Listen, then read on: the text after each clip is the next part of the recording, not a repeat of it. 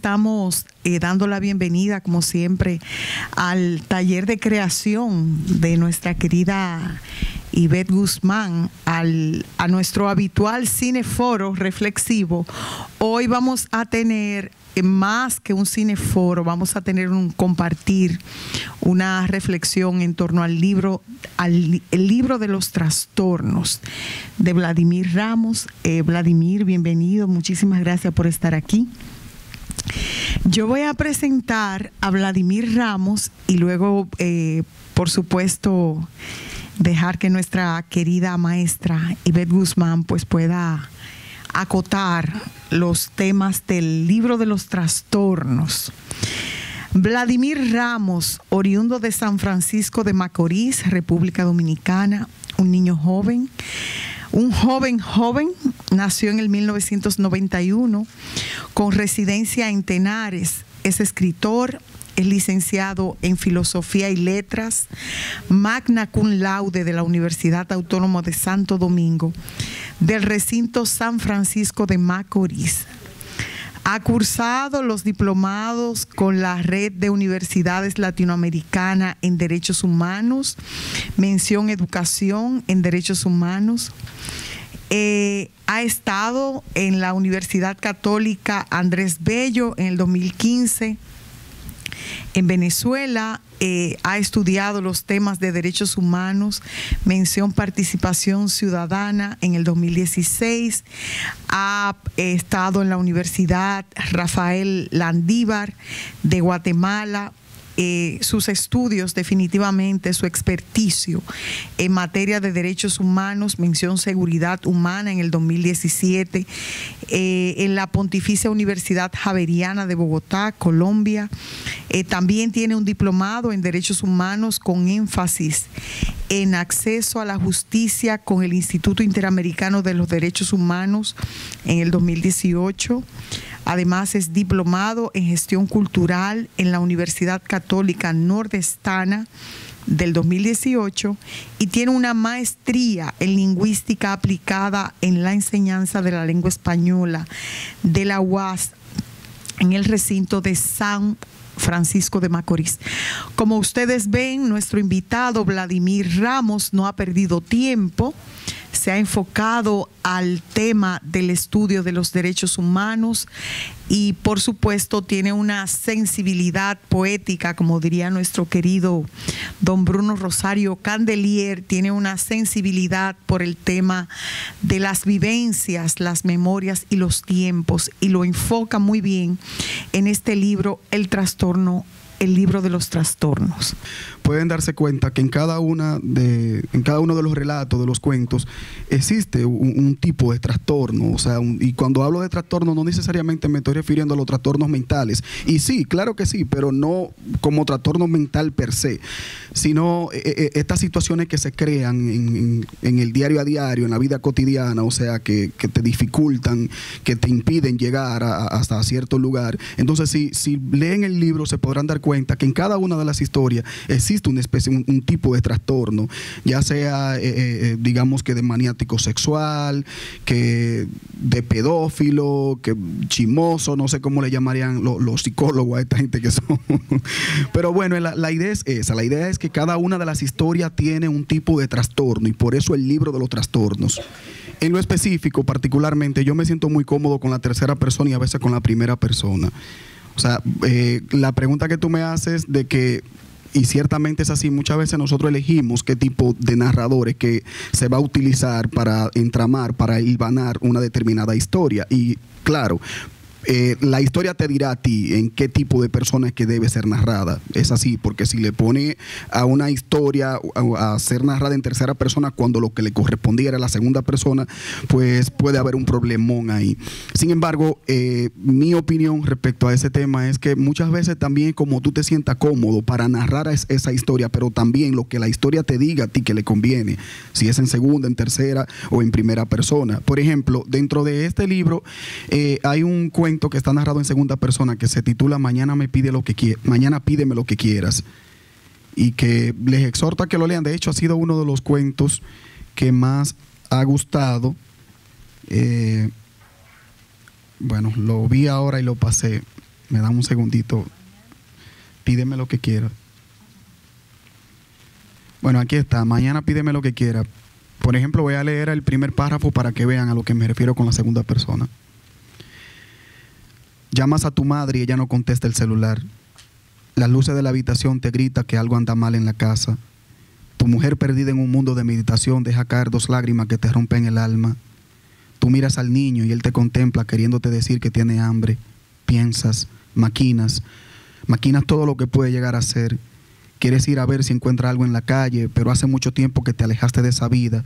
Los pensamientos pretenden destruirte, te torturas y sabes que estás en Santo Domingo y debes enviarle la mensualidad a tu madre porque ella está enferma y la acostumbraste a mandarle su dinerito mensualmente.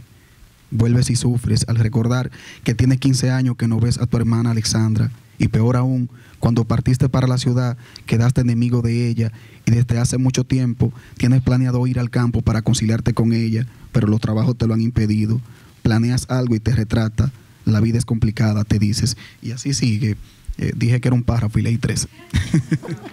Bueno, sí hay ciertos episodios que quizás fueron experiencias vivenciales, ¿no? Por ejemplo, hay una situación ahí que se llama pasos suntuosos, que no necesariamente todo lo que se narra en ese cuento me ocurrió, pero sí hay ciertas cosas que sí me pasaron y cuando lo lean hasta le preguntarán a Ivette por qué yo dije eso, porque eso la historia es sobre alguien que asesina a una abuela y yo no he asesinado a mi abuela. Entonces luego la abuela no la dejaba dormir, la martirizaba luego de haber muerto. Y la experiencia de mi infancia que tuve, lo vinculé con esto porque, y luego le comentaba eso a mi madre, recuerdo que cuando tenía 6, 5 años, 7 años, yo casi no dormía, pero yo veía eso como normal porque no lo sabía. Y yo siempre, la noche entera imaginando cosas, que yo iba a la luna, que iba a la estrella, que iba allí, y me acostaba hasta las 3 a las 4 de la mañana, quizás por mi condición de imaginar, no, de escritor, y que mi madre, por ignorar estos asuntos, no lo vio en mí, quizás no desarrollé ese potencial cuando debía desarrollarlo. Entonces, esa experiencia está en algunos episodios en ese cuento, y eso sí podría decirte que como experiencia de mi infancia. Con respecto a lo que me pregunta de para quién escribí el libro, lo destinatario, ¿no? Uh-huh. Es que yo ni sé, yo lo escribí, simplemente lo escribí, yo no sé a quién está dedicado, al que lo pueda degustar, al que lo pueda leer y qué sé yo, y sensibilizarse y encontrar una relación quizá con algunas experiencias que haya tenido esa persona, con la sociedad, no sé. Yo simplemente lo escribí por lo que le decía al principio, porque necesitaba sanarme, porque necesitaba sacar esos demonios, esas cosas que te martirizan a ti. Si están dentro de ti, tú no los plasmas, no los materializas en un libro. Es decir, como diría ahorita la señora acá, mencionó a Bruno Rosario Candelier, como diría Bruno Rosario Candelier, esas antenas sensoriales, esas señales que constantemente están emanando la cosa y que nosotros como artistas somos capaces de decodificarla, ¿no? A través de la sensibilidad y plasmar lo que el mensaje que esas cosas nos están diciendo a nosotros. En este caso, yo soy muy realista, los problemas sociales, lo que me están diciendo a mí, cómo me sensibilizan, entonces lo materializo. Y esas historias que yo materializo, yo no podría decir para quién están destinadas, no sé, para todo el mundo. Un cuento, una de sus características para saberse que está dentro de los estándares considerados como bueno, lo que debe trabajar es eso, precisamente la psiqui. Y la psiqui se trabaja a través de la secuencia de acciones que van desarrollando los personajes. Es a través del accionar, de la manera en que se comporta el personaje que nosotros inferimos y somos capaces de rellenar la información faltante dentro del texto, y que es una de las grandes importancias que tiene la literatura, la capacidad de desarrollar esa competencia de inferencia en los lectores, en este caso en nosotros que somos estudiantes. Cómo nosotros somos capaces de poder rellenar una información que falta, que el autor la puso precisamente para que tú seas capaz de hacer una inferencia de manera subjetiva, porque la literatura de por sí es subjetiva, es su característica principal. Entonces eso es sumamente importante, porque para un autor está totalmente convencido de que en vez de decir que García es una joven inteligente, aplicada, bla, bla, bla, bla, bla, y describirlo con palabras, de ponerlo textualmente, lo que hace es poner a García a realizar ciertas acciones que le permitan al lector deducir o inferir que García es una persona aplicada e inteligente. Y a eso es que ella se refiere, pienso yo, cuando habla del trabajo de la psiquis de los personajes. Y la psiquis se trabaja con esas acciones. Son las acciones las que van caracterizando a ese personaje y te van diciendo la forma en que piensa ese personaje, ¿sí? Entonces quería hacer esta aclaratoria porque me gustó muchísimo, García, gracias. Y ve, quiere decir algo al respecto. Es algo que también quería abundar, que como la identidad de los personajes también funciona en algunos cuentos, como el de Yomar, como elemento sorpresa. Ese conocimiento que a veces tiene el autor sobre el personaje, que el lector desconoce, es lo que termina haciendo que el lector quede sorprendido. Y en ese juego, ¿no? en ese juego, en esa estrategia del narrador de develar como última su as bajo la manga, ese aspecto de la identidad del personaje es lo que te hace a ti determinar, como en el último microrrelato, quién es el asesino. Entonces, esa es una puntualización muy atinada la que acaba de hacer.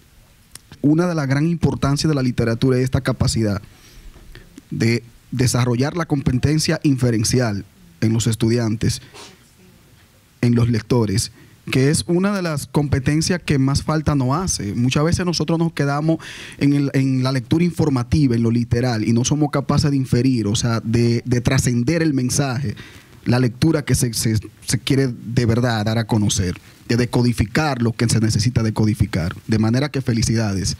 Bueno, en mi caso yo no soy moralista, no busco darle ningún final moralista. Que los lectores lo infieran o que lo vean así, magnífico, pero en mi caso específico yo entiendo que no. O sea, las historias están para contarse, independientemente de lo que se puede entender. Muchas veces uno la cuenta crudamente. Por ejemplo, aquí no hay niño, ¿no?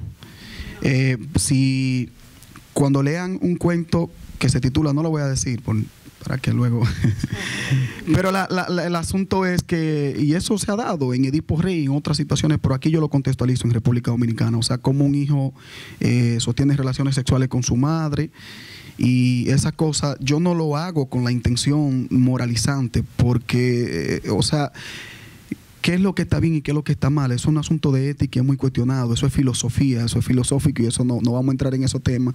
Pero el asunto es que yo no soy una persona moralizante, yo simplemente trato de poner la historia por entender, que ahorita la señora lo comentaba, por entender que haciendo esto yo le estoy dejando un legado a la sociedad dominicana y a la humanidad, porque si es que llegan a sobrevivir los textos, no, si pasaran 100 años y alguien guardara este libro, entonces podrían saber cómo pensaban en el 2019, cómo pensaban en el 2015, cómo se comportaban, cuál era su cultura, cuál era el lenguaje imperante, cuál era la pámpara prendida, qué tan trucho, qué tan... Sí, yo creo mucho en eso porque son realidades lingüísticas que surgen desde el seno de una sociedad para descifrar o nombrar una determinada realidad social. Entonces nosotros como personas que creamos, que hacemos literatura, somos los que estamos llamados a crear, a perpetuar estas pequeñas historias. Los historiadores trazan los episodios que trascienden, los grandotes, ¿no? Lo de sociales. Ahora nosotros somos las pequeñas cositas que van pasando y esa es la verdadera historia. Es lo que le permite a una persona saber cómo se pensaba en el 1948 cuando uno lee una literatura que se gestó en ese año. Entonces, desde ese punto de vista, yo no escribo para una forma moralizante. Repito, que el lector siempre lo va a encontrar porque es que hay una intención comunicativa y tú como un lector tienes toda la capacidad de inferir, de entender qué fue lo que el autor realmente quiso decir con eso, pero eso puede tener una multiplicidad de intenciones comunicativas o de macro de habla global o de intención comunicativa global. Eso puede tener una multiplicidad de interpretación. Pero para concluir, vuelvo y repito, mi intención es sanarme escribiendo eso porque es lo que me sensibiliza para que quizás las generaciones venideras puedan entender cómo nosotros nos comportábamos, cómo vivíamos. Piensen en los cuentos de Juan Bosch, en los mismos cuentos de Julio Cortázar. O sea, cuando tú lo contextualizas y te va a la época, al año y dónde fue, tú sabes cómo se comportaban esas personas, cuál era la situación imperante, tanto sociológica, filosófica, o sea, política. todo tú lo puedes saber a través de la literatura. Porque es que esto no está al margen de la realidad. Eso es mucha mentira. O sea, yo no creo en eso. Siempre hay un factor social, algo que sea imaginario, pero eso que no imaginario, porque vaya, a eso no es a lo que me estoy refiriendo. Quizá lo que quiero decir es que quizás sea una situación abstracta, pero esa situación abstracta tiene un cimiento dentro de la realidad. No sé si me doy a entender. O sea, yo creo mucho en eso, de manera que no sé si te respondí, pero bueno. Si ustedes vieran donde yo vivo, hasta se reirían, porque yo vivo, que hasta burro hay que coger para poder llegar, porque yo vivo en una loma, pero me gusta, porque el contacto con la naturaleza que yo tengo allí, o sea, después de las 8:30 de la noche, allí tú no vas a escuchar un motor, no vas a escuchar un carro, y el que sube, yo sé el que subió, o es familia mía o es alguien, porque para allá no puede subir nadie. No, de verdad, yo puedo saberlo, escucho y digo, ay, viene fulano, porque no sube nadie para allá. Entonces, dándote respuesta a tu pregunta, comentario, entiendo que eso está condicionado por el contexto donde tú vivas, porque te repito, yo no podría escribir así. Inclusive, le he comentado en muchísimas ocasiones a amigos que para mí es difícil vivir en la capital, o sea, convivir, porque quizá ustedes no lo sientan porque están acostumbrados, pero yo sí, yo puedo sentir los vehículos, la bocina, y eso me duele la cabeza, me siento, claro, luego seguro me acostumbraría, pero como yo estoy acostumbrado a estar en un lugar pacífico, tranquilo, escuchando las palomas, las palmeras, los árboles, o sea, donde yo vivo es acá y todo está rodeado de fincas, de cacautales, y estoy acostumbrado a eso, puedo respirar la naturaleza. Cuando yo entro acá, yo puedo respirar el humo totalmente, así lo respiro. Porque lo siento, porque como casi no vengo a veces. Entonces, para mí es un poco difícil. Ahora bien, con respecto a gestar una determinada obra, ya te dije mi condición, cómo debe ser. Sin embargo, cuando eso llega, simplemente hay que escribirlo. Por ejemplo, yo escribí mi último libro de poesía que se llama Todo el hambre de este mundo, que lo traje a concursar acá ahora a Funglode, al premio, o sea, al concurso que están haciendo acá. Eso yo lo escribí en unos 11 días. Aproximadamente 11, 10 días. Y un libro también de poesía que se titula Eloísa. Ese libro o sea, aproximadamente una semana. Lo gesté, o sea, lo escribí, porque me llegó y tuve que escribirlo. Ahora bien, esto no. Esto yo tenía aproximadamente 8 años corrigiéndolo. Un aproximado de 8 años corrigiendo el libro, corrigiéndolo, dándoselo a compañeros, a escritores, a editores, a críticos, yo haciéndole arreglo, volviéndolo a leer, quitándole, poniéndole, haciendo un sinnúmero de cosas para poder dar con el libro, porque el trabajo, una cosa es escribirlo, ¿no? Y otra, el proceso de corrección es mucho más fuerte todavía. Pues elige uno de los microrelatos de atrás. Vamos a leer un microrelato. Y con eso terminamos. El libro cuesta... no sé cuánto tú le dijiste. 300, ¿verdad? Sí. 300 pesos cuesta. Me observa desde una abertura de su casa. ¿Qué querrá de mí? Lo hace detenidamente. Me dicen que cuando una mujer te mira de esa forma, le gustas. Ahora la perversidad visita mi mente. Pienso que sería brusco, pero lo hago. Me concentro. Y desde una distancia más o menos cercana, hago que la imaginación vuele. El corazón me palpita fuertemente. La desnudo. Ella todavía sigue viendo el cierre y abre de aquella escena. Yo cada vez más me excito, continúo, y como si alguien se lo autorizara, ella comienza a desvestirse. Se pone en la misma actitud que yo, pero con una postura diferente. El instinto animal hace referencia a cualquier situación ocurrida. Llaman a la puerta, la abro. Sus ojos están dislocados y mis hormonas se contraen. Pasan las horas, de veras, varias horas pasaron. Ella tiene retraso. ¿Quién lo pensaría? Ya tengo quien me diga papi.